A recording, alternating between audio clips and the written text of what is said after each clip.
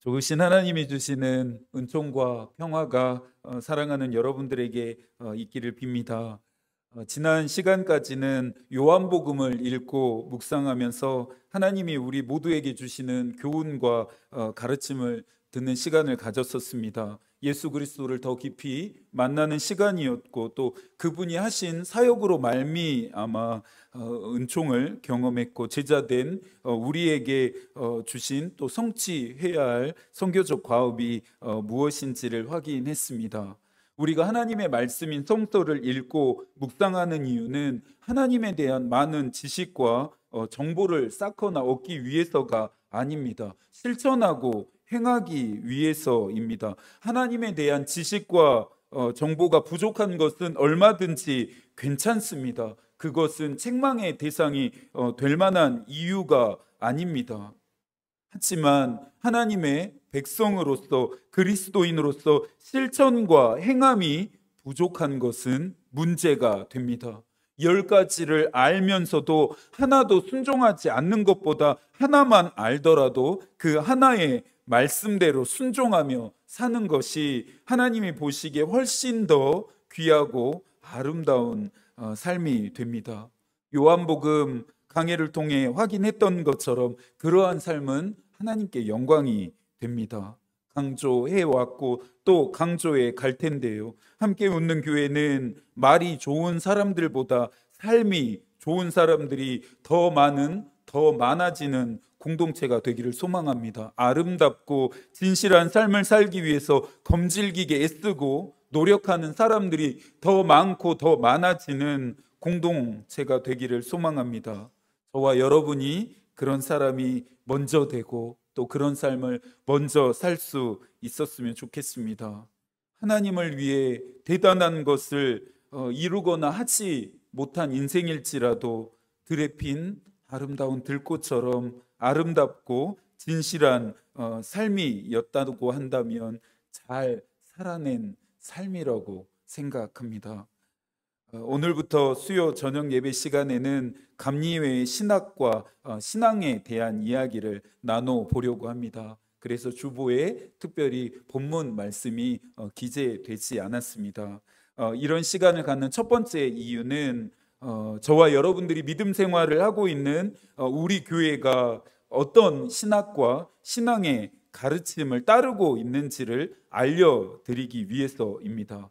목사님, 그냥 하나님의 말씀만 잘 듣고 그냥 열심히 믿음 생활하면 되지 않을까요? 라고 말씀하실 수도 있겠지만, 물론 틀린 이야기는 아닙니다. 하나님의 말씀이면 충분하죠. 하나님의 말씀이면 됩니다. 하지만 알고 믿는다면, 이해하고 믿는다면 더 잘 믿을 수 있습니다. 방향이 분명하면 목적이 날카로워지기 때문입니다. 두 번째 이유는 감리회 운영의 기본적 교범이 되는 교리와 장정은 목회자뿐만 아니라 감리회에 소속된 모든 교인들이 이 교리와 장정을 공부할 것을 명시하고 있습니다. 이것을 배워야 하는 목적, 교리와 장정을 공부해야 하는 목적은 세상에 빛이 되는 감리교회, 감리교인이 되기 위한 교육과 훈련의 목적 때문입니다. 감리회의 신학과 신앙이라고 하니 어렵고 딱딱하게 들려지겠구나 생각하실 수도 있을 것 같은데요. 제가 그렇게 가르칠 만큼 역량이 되지가 않습니다. 그리고 또 지금까지 말씀 안에서 들어왔던 내용들을 학문적으로 정리하는 정도로 나누려고 하기 때문에 어렵지 않게 잘 따라오실 수 있을 거라고 생각합니다. 감리회의 신학과 신앙을 이야기하려면 당연히 한 인물의 생애를 깊이 조망해야 합니다. 감리회 믿음의 선조인 존 웨슬리입니다. 건강하고 올바른 신학과 신앙을 가지고 있는 한국 교회의 여러 개의 교단들은 각 교단마다 신학과 신앙의 큰 틀거리를 놓았던 믿음의 선조들이 있습니다. 대표적으로 장로교는 칼빈의 신학과 신앙의 가르침을 견지하고 있습니다. 우리가 단순히 웨슬리라고 하는 한 사람의 신학과 신앙의 가르침을 배우고 따르려는 것이 아닙니다.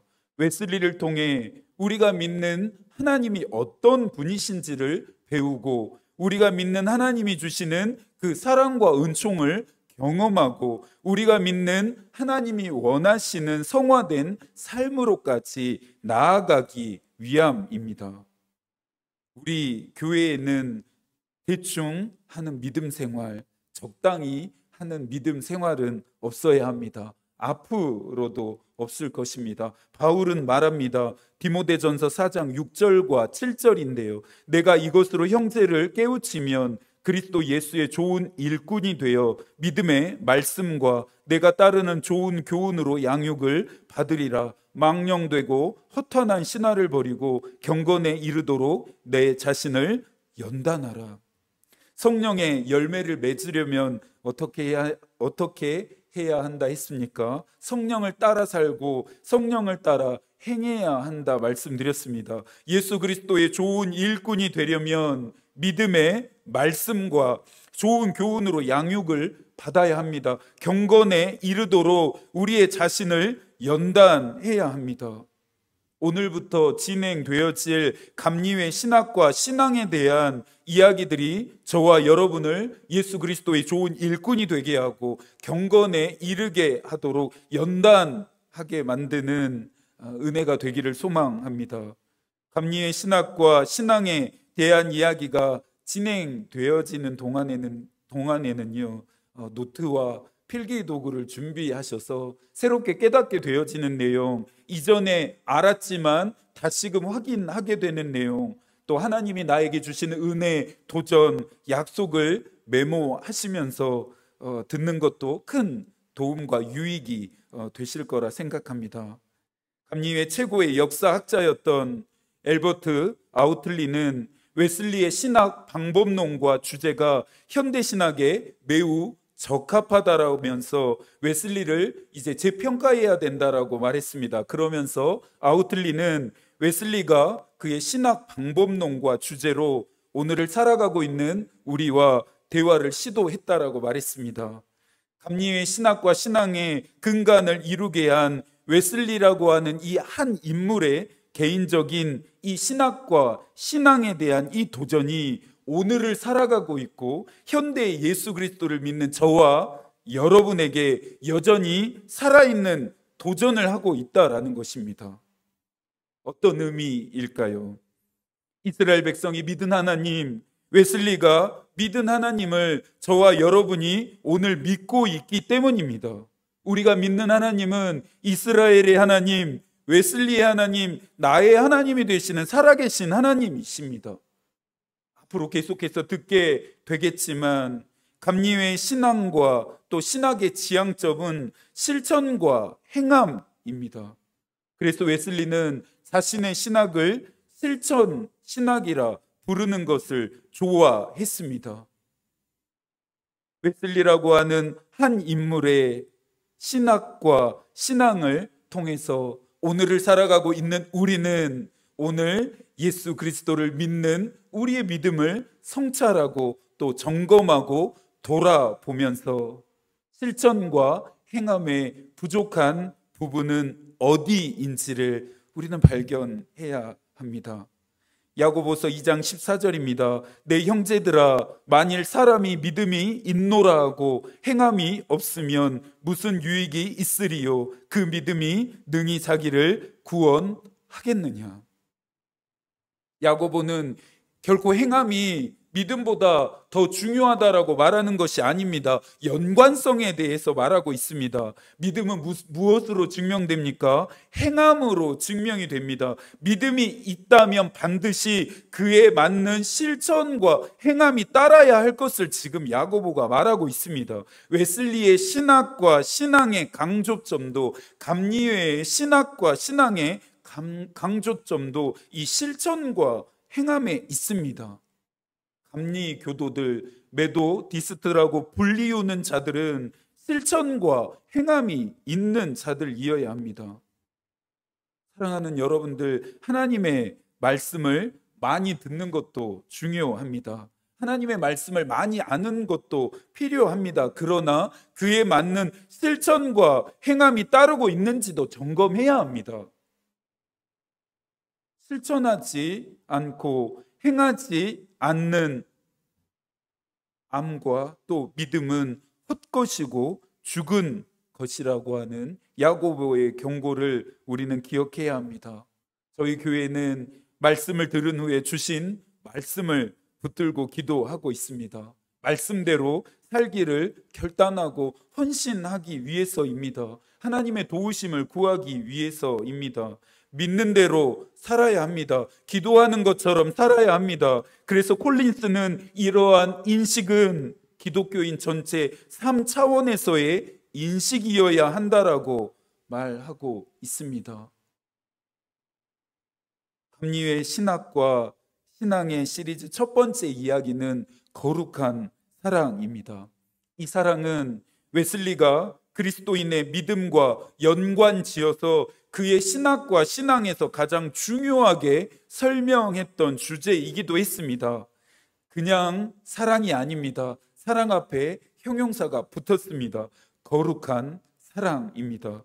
웨슬리는 1745년 존 스미스에게 보냈던 편지에서 말했습니다. 만일 거룩한 사랑이 없다면 아무도 영광에 이를 수 없을 것입니다. 그래서 웨슬리는 인간의 본래 창조된 거룩한 사랑을 회복하게 하는 거대한 수단이 믿음이다라고 말하면서 이 믿음과 거룩한 사랑을 연관지어 설명하고 있습니다. 거룩함은 말 그대로 세속적인 세상적인 의미와 완전히 분리되는 의미입니다. 그래서 웨슬리는 참된 기독교인들의 거룩함은 그 기반에 하나님의 사랑 없이는 존재할 수 없다라고 했습니다. 저와 여러분이 거룩하기 위해서는 하나님을 사랑해야 합니다. 왜냐하면 이 거룩함의 뿌리는 하나님을 사랑하는 것에 있고 그것에 두어야 하기 때문입니다. 우리가 스스로 거룩해지는 것이 아닙니다. 하나님의 사랑 안에서 하나님의 사랑으로 말미암아 거룩해지기 때문입니다. 하나님의 사랑이 없다면요, 하나님의 사랑 안에 거하고 있지 않다면요, 그 사랑 안에 우리가 믿음의 뿌리를 내리고 있지 않다면요, 우리의 삶은 거룩해질 수 없습니다. 우리의 영혼은 거룩해질 수 없다라는 말입니다. 그렇기 때문에 하나님을 사랑하지 않는 자는 거룩해질 수 없습니다. 하나님을 사랑하지 않는 거룩함은 무효입니다. 요한복음 강해 시간에 예수께서 제자들에게 말씀하십니다. 내 사랑 안에 거하라. 내 사랑 안에 거하라.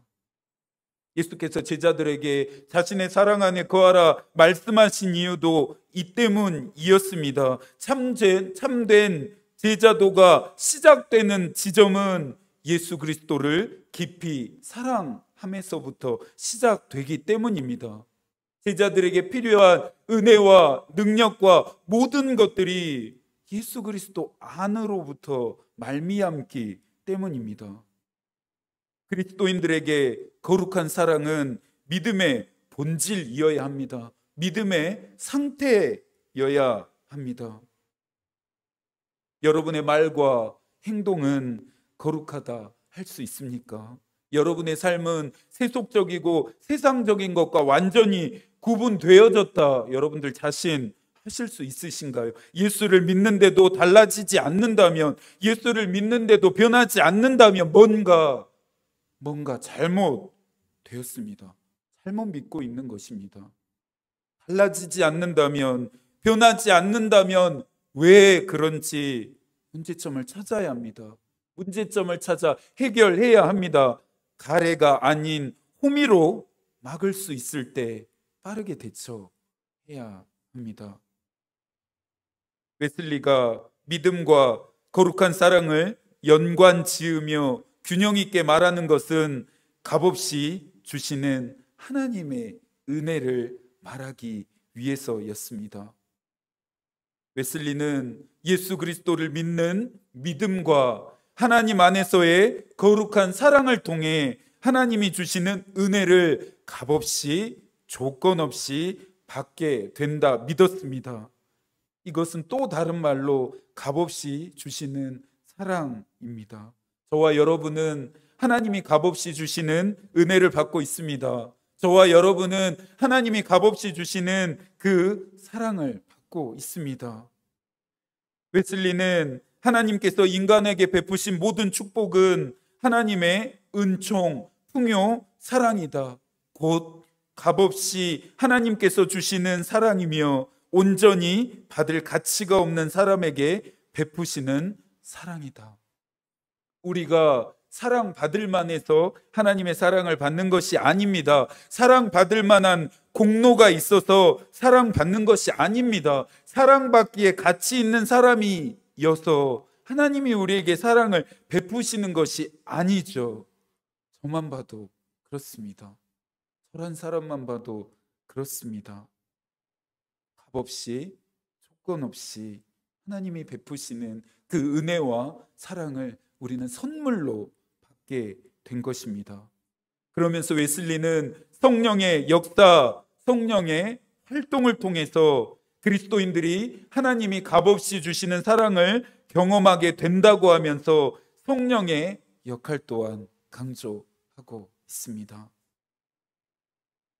정리하자면 웨슬리는 은총이란 놀라운 하나님의 사랑으로 죄인들에게 의롭다함을 선포하는 것일 뿐만 아니라 실제로 거룩함으로 죄인들의 마음을 변화시키고 도움을 주며 새롭게 한다 주장합니다. 한국교회는요, 의롭게 되어지는 자리까지는 너무나 잘 나갑니다. 의롭게 되어지는 과정에는 누구나 열심히 잘 참여했습니다. 문제는 이 의로움이 실제가 되게 하는 삶으로까지는 나아가지 않았습니다. 거룩함이 실제가 되는 삶에는 참여하려고 하지 않았습니다. 믿음과 삶의 괴리가 있었습니다. 믿는 대로 살지 않았습니다. 기도하는 것처럼 행동하지 않았다는 말입니다. 교회 안에서의 믿음과 교회 밖에서의 믿음이 차이가 있었습니다.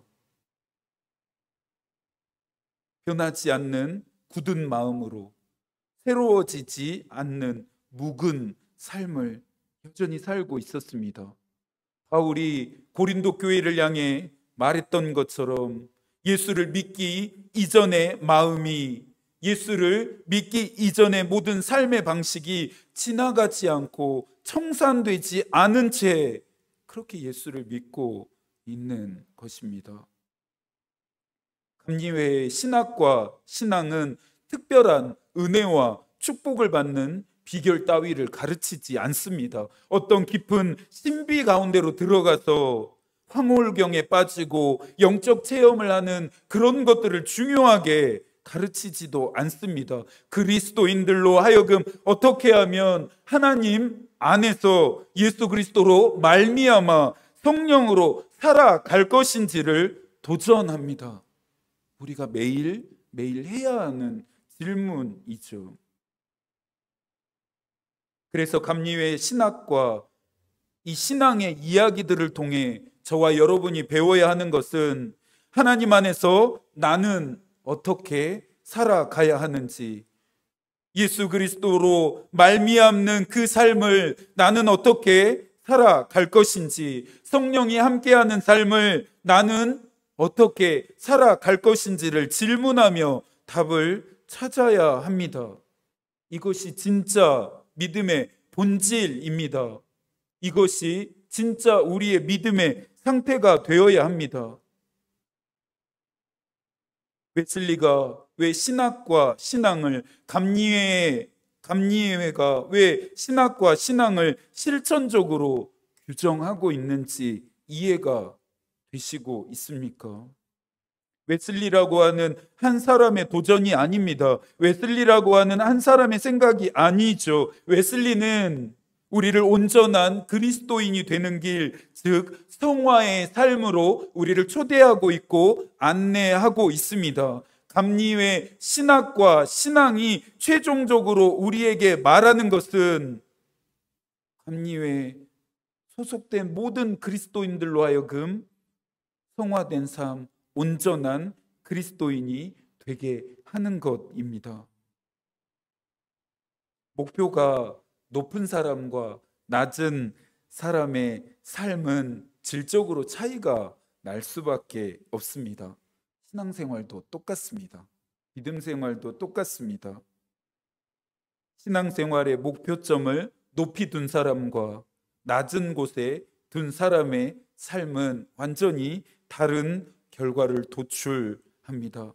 웨슬리가 말하는 신앙생활의 목표, 예수께서 말씀하신 신앙생활의 목표는 모두 다 하나님이 우리 모두에게 요구하시는 한 가지로 귀결됩니다. 하나님 사랑, 이웃 사랑입니다. 모든 스마트폰에는 방해 금지 모드라고 하는 기능이 아마 있는 것 같습니다.